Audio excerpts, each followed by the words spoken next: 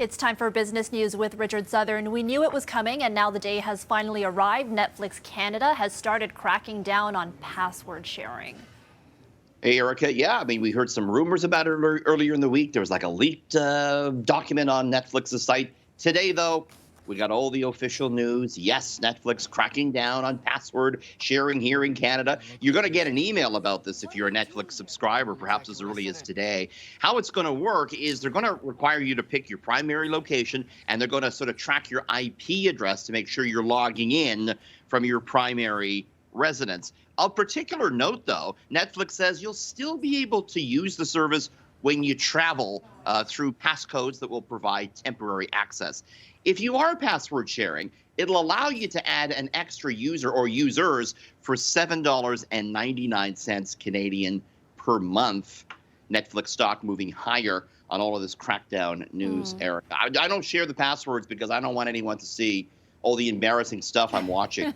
It's probably all Star Trek. You watch that much Locked Up Abroad? What's wrong with you?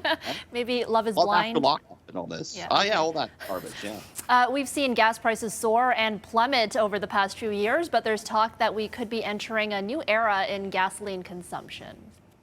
Peak gas may have be behind us in the rearview mirror, Erica, with so many people still working from home and all the hybrid work we're seeing. Gas consumption down 6% from pre-pandemic levels.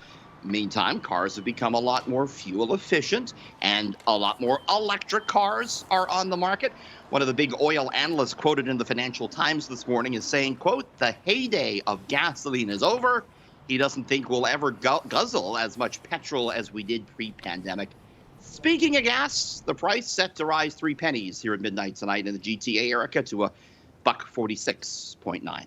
All right, and with many Canadians struggling to pay their mortgage, the Bank of Canada was bringing some welcome news today, Richard. Yes, in that they're sort of reiterating the fact that they're probably not going to hike interest rates again anytime soon. We actually got an interesting window in the Bank of Canada, a look at something we don't usually get to see. Its interest rate meeting. For the first time, the bank released the minutes from its latest interest rate meeting, something that the U.S. Central Bank always does, but not the Bank of Canada. It showed that the BOC actually thought about not hiking interest rates last month, but then looked at the robust Canadian economy, the strong job market, the strong GDP numbers, and they decided to do one more interest rate hike.